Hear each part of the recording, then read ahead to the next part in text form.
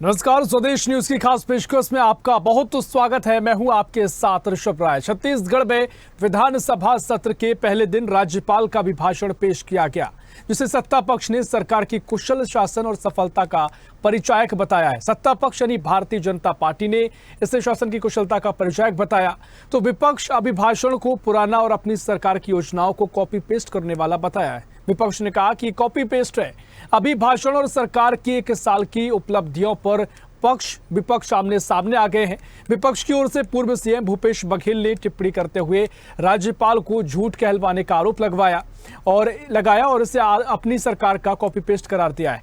भूपेश बघेल ने कहा कि कांग्रेस की सरकार की जो योजनाएं थी, जो काम किया गया, जो दावे रहे, जो आंकड़े रहे, उन्हीं को कॉपी पेस्ट कर दिया गया। बघेल ने कहा कि अभिभाषण में नया कुछ भी नहीं है, सारी पुरानी बातें हैं। सरकार साल भर में कोई काम नहीं कर पाई, केवल पुराने आंकड़े को कॉपी पेस्ट कर पाई। राज्यपाल के अभिभाषण कराया गया, कॉपी पेस्ट कराया गया। राज्यपाल के अभिभाषण को वरिष्ठ बीजेपी विधायक ने सरकार का सफल शासन और बेहतर परिणाम बताते हुए उपलब्धियां गिनाई। यानी जहां कांग्रेस ने इसे कॉपी पेस्ट करार दिया, तो बीजेपी के विधायक कह रहे हैं कि ये उपलब्धियां हैं। उन्होंने कहा कि गरीब परिवार के अधिकारों को कांग्रेस सरकार ने छीना था। हमारी सरकार ने शपथ लेते ही 18 लाख परिवारों को उनके मकान का अधिकार दिया है। महतारी वंदन योजना का फायदा महिलाओं को मिल रहा है। पंचायती राज की व्यवस्था सुनिश्चित हुई है। कई सालों से अधूरे काम पड़े थे, पूरे हो रहे हैं। अभिभाषण को कॉपी पेस्ट बताए जाने पर पूर्व मंत्री राजेश मूणत ने कांग्रेस को घेरा और कहा कि कांग्रेस का ना कोई विजन, ना कोई सोच, ना परिकल्पना थी। बस प्रदेश में लूट और पैसे कैसे कमाए जाएं, इस पर काम किया गया। बता दें, राज्यपाल के अभिभाषण से विपक्ष को उम्मीदें थी कि प्रदेश के नए आयाम के लिए कुछ बेहतर हो, नया विजन हो, लेकिन सरकार बेहतर और कुशल शासन से राज्य की तरक्की का दावा कर रही है। अब 3 तारीख को सदन में बजट पेश होने के बाद जमकर गहमा गहमी के हालात बनेंगे और सत्ता पक्ष विपक्ष के बीच नोकझोंक की स्थिति बनेगी। इसी पर आज हम चर्चा करेंगे। उससे पहले कुछ प्रतिक्रियाएं हैं, दोनों पार्टियों के नेताओं ने क्या कुछ कहा वो आपको सुनवाते हैं। अभिभाषण में नया कुछ नहीं है, वही सारी पुरानी बातें हैं। योजनाओं के नाम से नई कोई योजना नहीं है। जो योजना हमारी सरकार में संचालित थी, उन्हीं योजनाओं का उल्लेख इस राज्यपाल के अभिभाषण में भी देखने को मिला है। सरकार साल भर में कोई काम कर नहीं पाई है और केवल पुराने आंकड़े को ही कॉपी पेस्ट करके राज्यपाल महोदय से खांसते छींकते उससे अभिभाषण कराया गया। उसकी भी इच्छा नहीं थी कि वो भाषण करे, लेकिन मजबूरी है। राज्यपाल को तो पढ़ना ही है, लेकिन सरकार के नाम से कोई उपलब्धि नहीं है। ट्रेन की बात कहें तो इतने यात्री ट्रेन बंद हो गए हैं, लोग आंकड़े भूल चुके हैं। कोई सुविधा नहीं है रेल यात्रा के नाम से। महामहिम राज्यपाल जी के अभिभाषण में जो प्रमुख बातें 1 साल के अंदर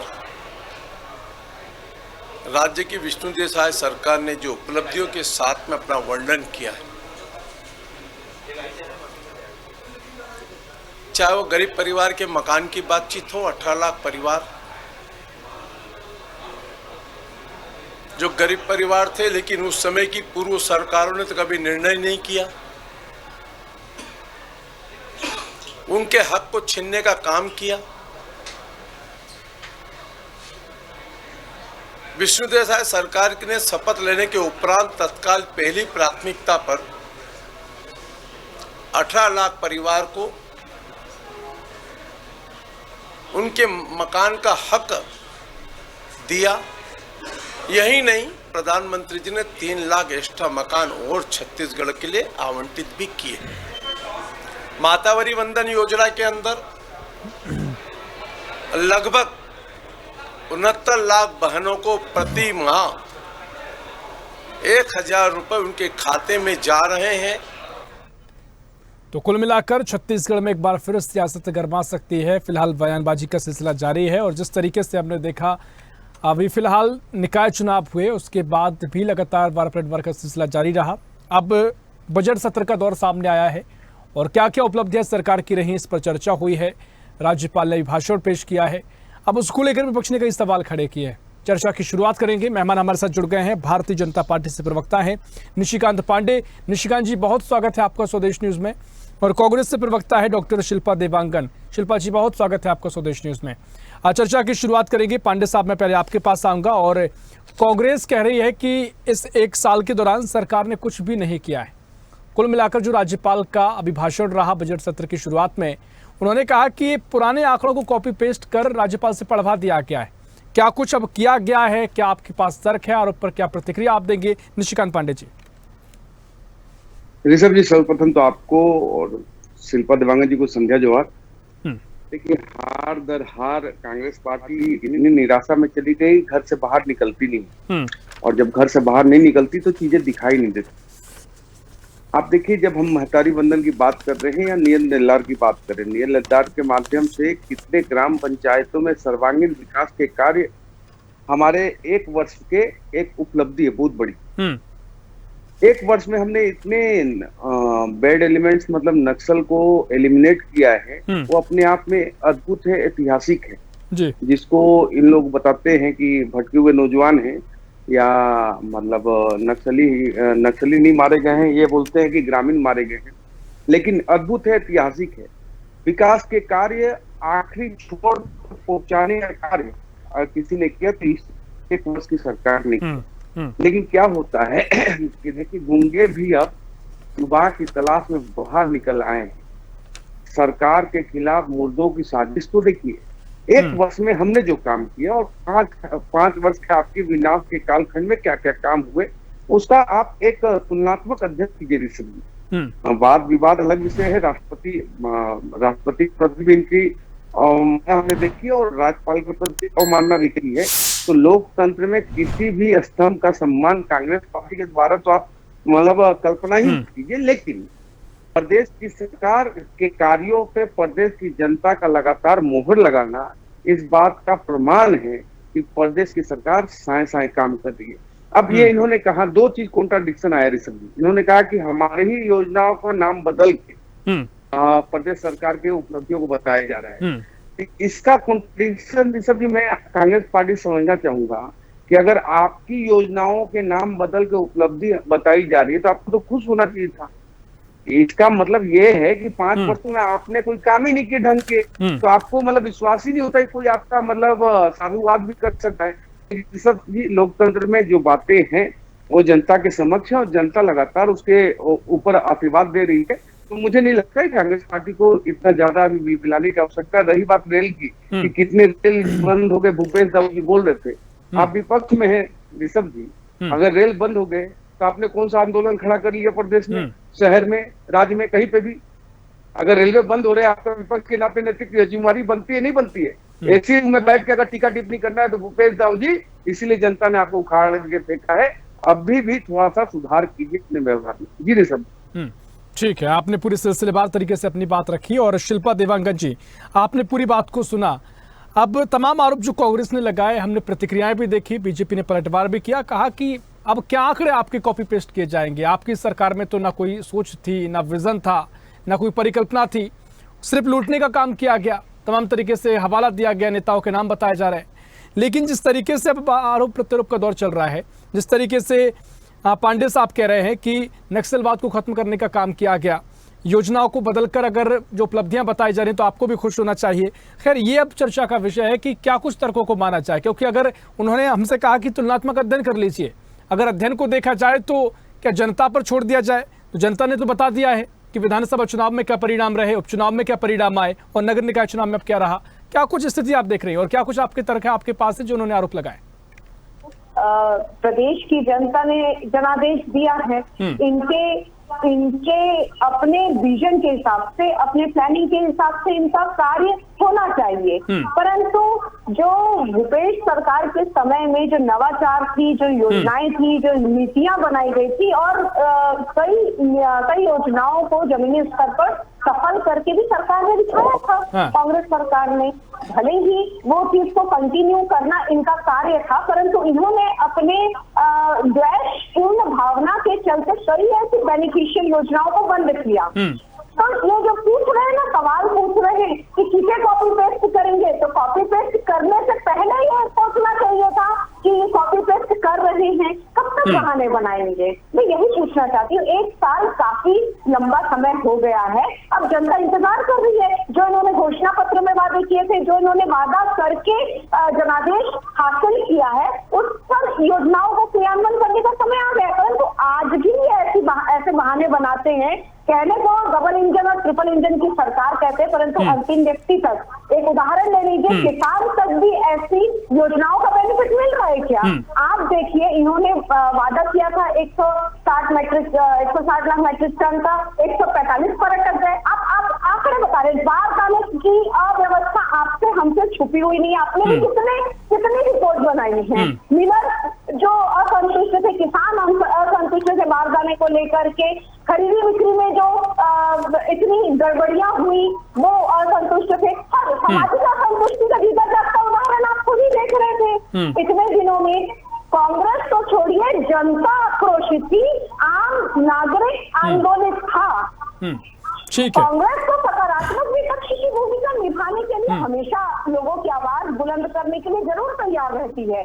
जहां समस्याएं आती हैं, कांग्रेस उसे बुलंद करती है। परंतु आपने अपना विजन क्या रखा, ये जनता के सामने अभी तक नहीं बताया है। आज तक के दिनांक तक इनकी कोई भी विजन, इनकी कोई भी प्लानिंग दिखाई नहीं दे रही है। और जिस प्रकार से बड़ी बड़ी डींगे हाँकते हैं कि पीएम आवास में ऐसा कर दिया, निश्चित रूप से आंकड़े दिखाइए, कितनों को बेनिफिट मिला, कितनों को चाबियां दे दी, वो आंकड़े ही प्रस्तुत नहीं करते हैं। आत्मानंद स्कूल के जो चलाने संचालन में जो अव्यवस्था हो रही है, वो इनके कार्यकाल में हो रही है। कांग्रेस सरकार का तो बहुत अच्छा विजन था, अंग्रेजी माध्यम स्कूल खोलना। इनका क्या विजन है, ये आगे क्या करना चाहते हैं जनता को? आपके तमाम सवाल मैं उन तक पहुंचाऊंगा, लेकिन एक सवाल ये है कि अब जिस तरीके से आपका विजन था, सब कुछ आपकी नीतियां इतनी बढ़िया चल रही थी, अब मैं तो अभूत बालक हूं और जनता जो देख रही है डेविड, वो जानना चाहती है, क्योंकि उनको नहीं पता होता क्या योजना है, क्या बहुत काम आपने किया। उनको इतना सिर्फ पता है, जो चर्चा करते हैं हम लोग चौक पे चौराहों पर, कि भाई साहब कांग्रेस की सरकार थी, काम नहीं हुआ, उसके बाद विधानसभा चुनाव से हारे, उपचुनाव में भी जीत नहीं पाए, उसके बाद जो निकाय चुनाव हुए, अच्छी सरकार थी, वो भी क्यों चली गई? तो ये क्यों ऐसा हुआ, ये लोग जानना चाहते हैं। देखिए ऋषभ जी, योजनाएं, प्लानिंग, नवाचार योजनाएं, नीतियां सभी कांग्रेस की बहुत भूपेश सरकार के समय की बहुत अच्छी नीतियां थी और बेनिफिशियल नीतियां थी। हाँ, मैं ये मानती हूँ कि चुनाव हारने जीतने के कई ऐसे कारण हैं। इसमें भारतीय जनता पार्टी का झूठ षड्यंत्र से लेकर के हो सकता है कांग्रेस में कुछ कमी रही होगी, हम अंतिम व्यक्ति तक नहीं पहुंचा पाएंगे, लेकिन योजनाएं, जो विजन की बात मैं कर रही, इनका विजन देख लीजिए, कंपैरेटिवली हमारा विजन देख लीजिए। आप विजन की बात यदि मैं करूँ तो इतनी ऐसी योजनाओं को शुरुआत हमने की, 5 साल ही समय मिला हमको, वो सफलता के कगार पे थे और उनको आगे बढ़ाने का कार्य करना था। गोधन न्याय योजना में क्या कमी थी भाई? बहुत सारे बेनिफिट थे गोधन न्याय योजना में, इनको बंद करने का कार्य इन्होंने किया, द्वेषपूर्ण बंद करने का कार्य किया। ऐसे कई तमाम उदाहरण है ऐसे। ठीक है पांडे जी, आप कुछ कहना भी चाह रहे थे और कांग्रेस यहाँ पर कह रही है, शिल्पा देवांगन जी ने बड़े अच्छे तरीके से समझाया कि चुनाव हारना जीतना अलग विषय होता है, कई कारण हो सकते हैं, कुछ षड्यंत्र आपका भी उन्होंने बताया, आरोप लगाए, लगातार कांग्रेस भी कहती आई। लेकिन इससे हटके उन्होंने कहा कि योजनाओं का जो नाम आपने बदला, उसका क्या, उसका आपके पास क्या तर्क है? जो बारदाने की कमी आई, जो धान खरीदी में समस्याओं का सामना करना पड़ा, किसान आक्रोशित नजर आए, और भी तरीके से जो आपका विजन क्या रहा, उसका भी एक सवाल खड़ा किया कि आपका विजन स्पष्ट कर दीजिए। आप विजन पूछ रहे हैं, सवाल खड़ा कर रहे हैं, आपका विजन क्या है? ऋषभ जी, बहुत सारी बातें शिल्पा जी ने कही। इन्होंने कहा कि 1,45,000 मीट्रिक टन धान हमने खरीदा, 1,49,025 लाख मीट्रिक टन धान हमने खरीदा। तो झूठ नहीं फैलाना चाहिए, आंकड़ा नहीं है तो आंकड़ा लेके बैठना चाहिए अच्छे तरीके से। दूसरा कि बारदाना की कमी और धान खरीदी नहीं करना चाहती सरकार, अब तक के इतिहास में छत्तीसगढ़ के आज तक सबसे ज्यादा धान खरीदी अगर किसी ने किया तो विष्णुदेव साय जी की सरकार ने किया, और 2100 रुपए के माध्यम से किया और एक मुश्त के माध्यम से किया। तो कोई भी झूठ फरे बारदाने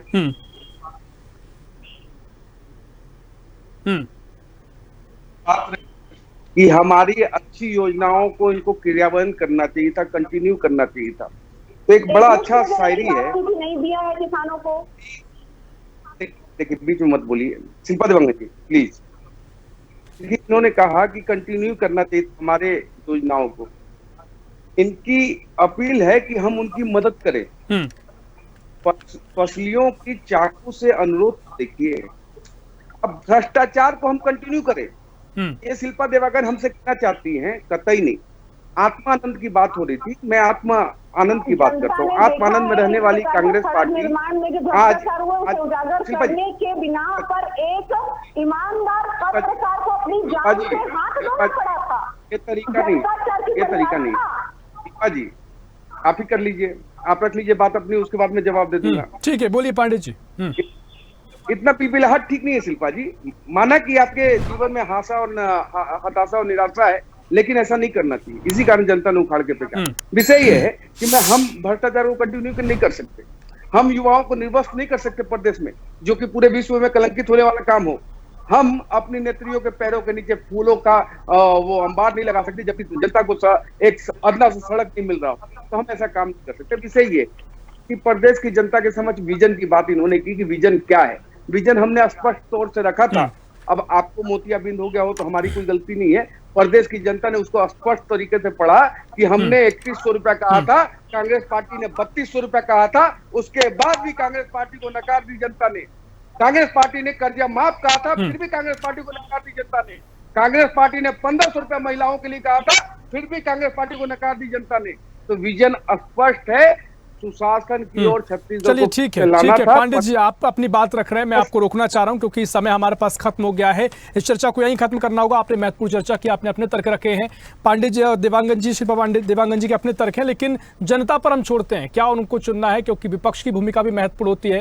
विपक्ष भी जनता की आवाज उठाता है। बहुत शुक्रिया शिल्पा जी आपका, बहुत शुक्रिया आपका पांडे जी चर्चा में शामिल होने के लिए। तो कुल मिलाकर छत्तीसगढ़ में एक बार फिर सियासत गरमाई है। अब बजट सत्र को लेकर बयानबाजी का सिलसिला शुरू हुआ है। कांग्रेस का अपना तर्क है कि कॉपी पेस्ट भाषण ये रहा, लेकिन बीजेपी का कहना है कि कांग्रेस का खुद विजन नहीं था, वो क्या उनका कॉपी पेस्ट किया जाएगा। फिलहाल के लिए इस खास पेशकश में इतना ही। देश प्रदेश की और भी खबरों के लिए देखते रहिए स्वदेश न्यूज, सबसे पहले देश। ऐसी ही खबरों के लिए हमें लाइक करें, शेयर करें, फॉलो करें और यूट्यूब पर सब्सक्राइब करें और बेल आइकन दबाना ना भूलें। साथ ही ताजा अपडेट्स के लिए हमारी वेबसाइट स्वदेशलाइव.com पर जरूर जाएं।